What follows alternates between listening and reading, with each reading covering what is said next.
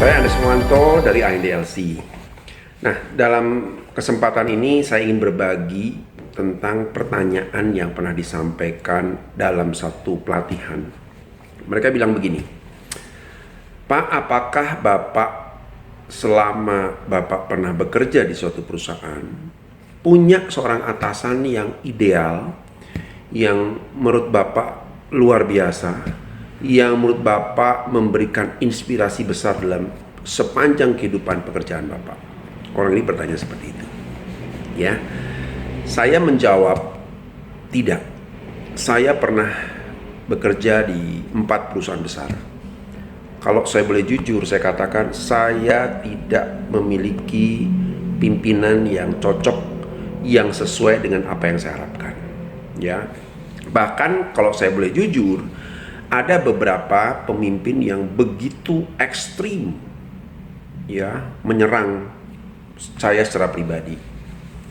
Bahkan ada orang yang kalau menurut saya ya, pada saat itu orang itu merasa tersaingi dengan cara saya bekerja, sehingga dia tidak pernah membawa saya tampil di depan pimpinan puncak perusahaan. Dia terkesan menyembunyikan kemampuan saya.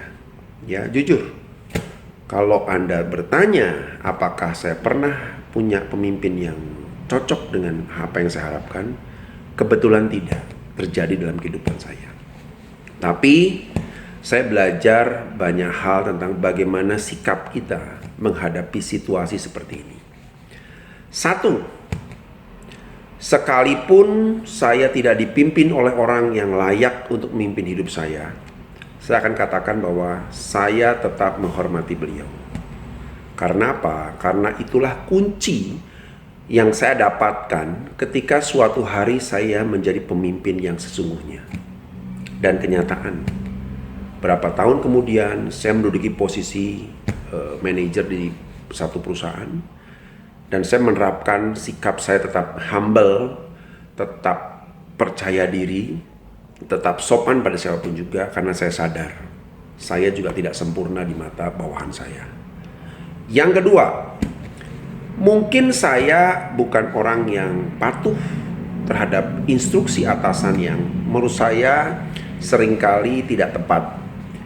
Tapi saya bukan orang yang harus agresif melawan, atau ngomong di belakang, atau mensabotase apa yang harus saya capai atau beliau capai. Saya katakan apa adanya, Pak, kalau menurut saya sebaiknya seperti ini karena resikonya ini. Soal beliau dengar atau tidak terserah, karena beliau yang punya otoritas bahkan pada saat itu terhadap bawahannya, yaitu saya. Yang ketiga, saya selalu memberikan yang terbaik dari seluruh apa yang kemampuan yang saya punya. Saya nggak pernah kerja setengah-setengah, karena saya berprinsip, kalaupun saya bekerja baik, walaupun saya punya pimpinan yang tidak baik dalam tanda kutip, saya tidak bekerja untuk beliau. Saya bekerja untuk diri sendiri, saya bekerja untuk orang lain, buat keluarga saya, dan yang terutama saya bekerja untuk Tuhan. Titik. Nah, 3 hal ini yang membuat saya nyaman di semua perusahaan, sekalipun saya punya atasan yang sangat ekstrim bermasalah. Hormat saya tidak pernah berubah, sikap saya tidak pernah berubah. Saya tetap menghargai beliau sebagai atasan.